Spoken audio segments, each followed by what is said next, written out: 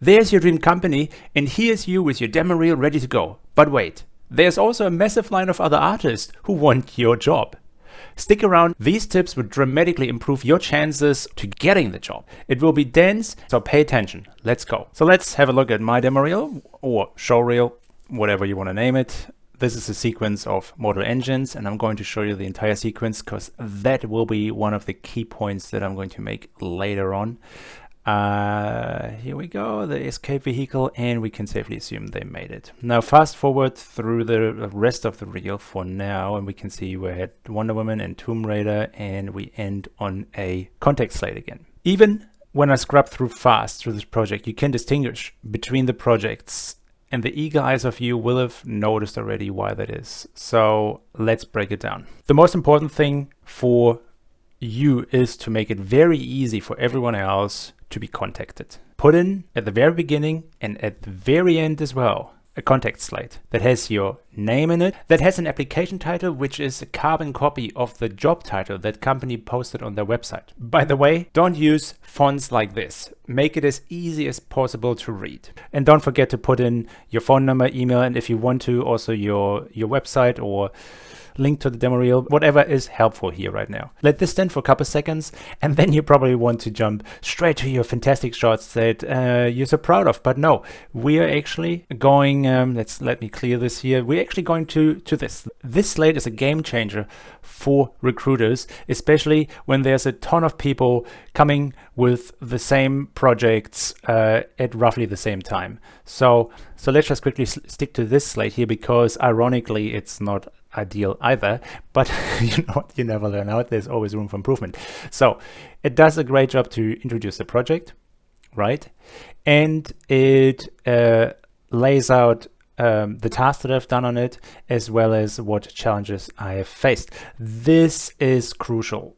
Don't just say I've done this shot. They need to know specifically what to look out for with your application. So if you've done animation, right, then they don't need to look for music, right? Or compositing or all the other stuff or the architectural designs.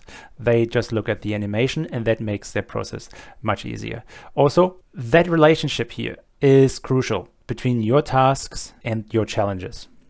If you had a shot that needed to be tracked, but the footage was absolutely blurry, so the tracking markers are not very crisp, right? They're more like motion blurred. They're more like this. That will be significantly, this here, that will be much harder to be tracked than a crisp tracker, right? So they will appreciate then if you got a really nice result, a really clean track, despite the vastly more challenging starting position that you had to face, okay? You get plus points for creating beautiful shots that were harder to achieve. So let's quickly go through this, the slate for model engines before we move on, because this is not strictly the best description that I gave here. Fine animation makes a difference between layout, because layout is more like previs, and as such they will know, okay, that didn't have the time to just make everything look perfect. You just want to tell the story. The same applies for lighting and effects. These were all placeholders. The same as the layout animation is a placeholder for fine animation. We've done the same for lighting and effects. The distinguishing between the fine animation and everything previous should have been made more clear. And also, as we talk about final animation, I should have pointed out that when we talk about that, it's this dude there. So, and well, it is the Jenny, this vehicle there, that is keyframed as well, but it should have been distinguished, because character animation and vehicle animation are two vastly different topics. Apart from that, what was good is the challenges. So heavy rigs, large scenes are prone to be very sluggish and slow. You need to be very good at scene management to, keep your output rate there. There's an expectation that you do so and so many shots in a given time. Cool. Next project, Wonder Woman. This slate is much more straightforward because I was purely working as a previs and post-vis artist on this, and I've done a good job actually pointing this out. Okay, so everyone just judges whatever comes next based on these fundamentals here.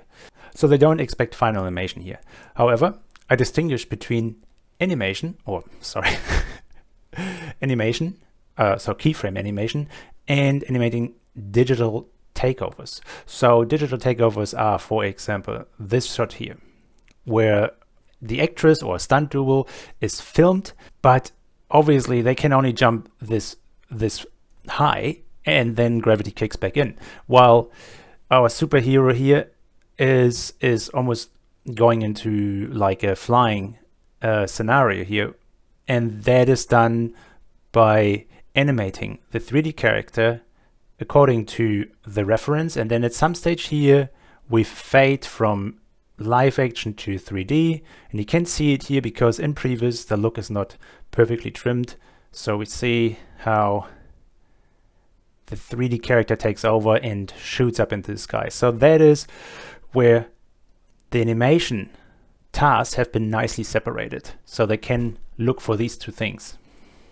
On that note, compositing, because to blend these things together, I would do a color correction and match the 3D footage as good as possible to the live action footage.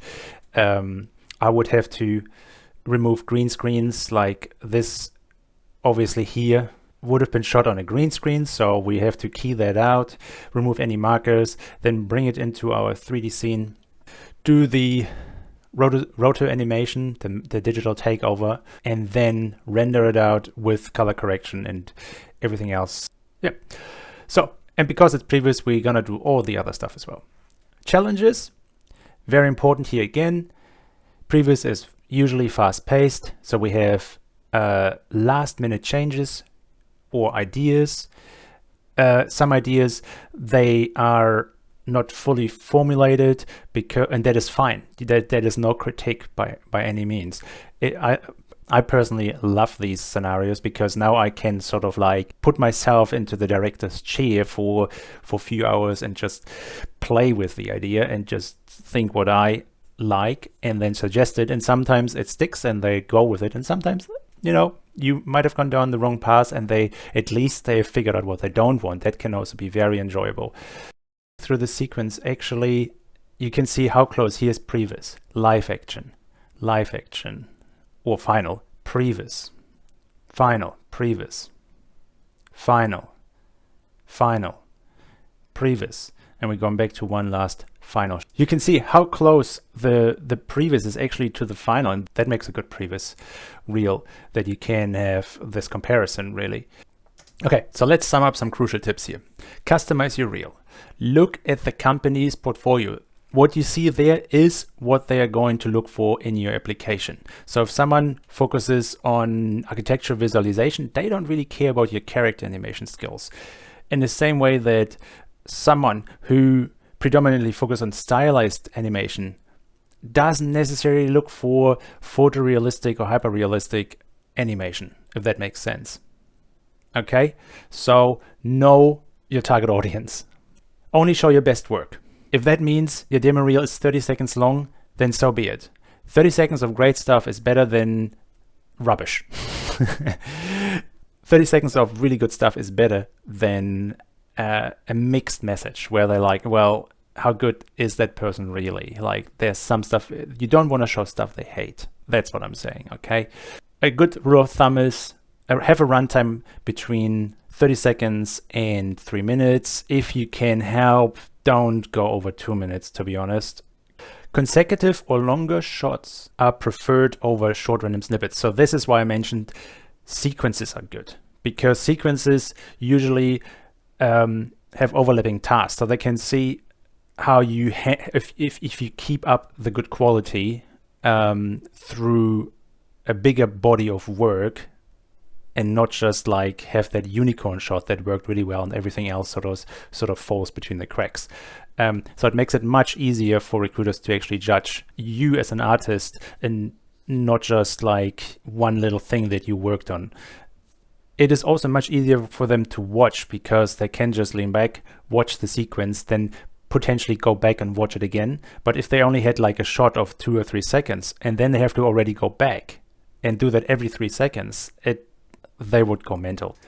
And lastly, no crazy music. No matter what you like, just go for something calm or nothing at all. Like, it's very likely they turn off audio in general, unless audio is important because you done facial animation, lip synchronization, or things that way. And in these moments, you don't want to have any music distracting from that anyway. You just want to have the dialogue or monologue and your work for that, nothing else. So now you might think, wow, there's so much work now that I thought I didn't have to put in this. I thought my work speaks for itself, but yes, sort of. If you have really good work, it will speak for itself, but you also have to put yourself into the shoes of the people who want to hire you, and you have to make it as easy as possible for them. So stand out from the crowd, put in the work, make it as easy as possible for them to understand what you have done and that you care. So I hope these simple tricks helped you to instantly improve your demo reel. Send me the links in the comments. Also, don't forget to like and subscribe. Bye.